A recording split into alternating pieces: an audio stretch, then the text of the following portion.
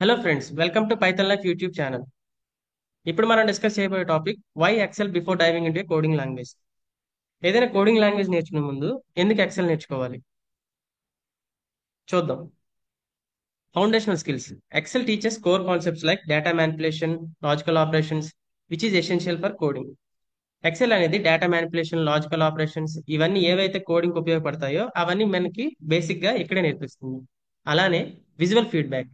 It provides visual results which makes easier to understand.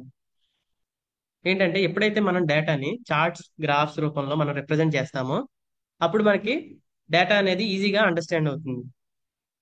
అలానే XL నేర్చుకోవడానికి మనకి ఎటువంటి టెక్నికల్ నాలెడ్జ్ ప్రియర్గా అయితే అవసరం లేదు.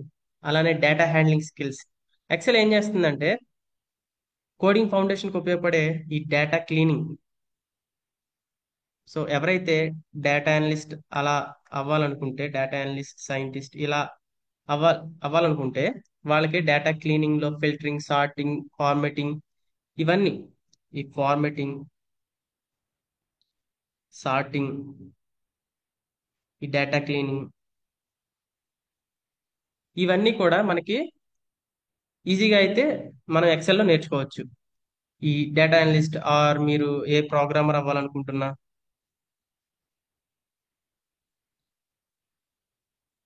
ఆర్ ఎల్స్ ఏదైనా బిజినెస్ ప్రొఫెషనల్ అవ్వాలనుకుంటున్నా,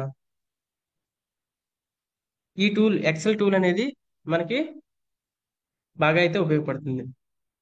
అలానే అనలిటికల్ థింకింగ్.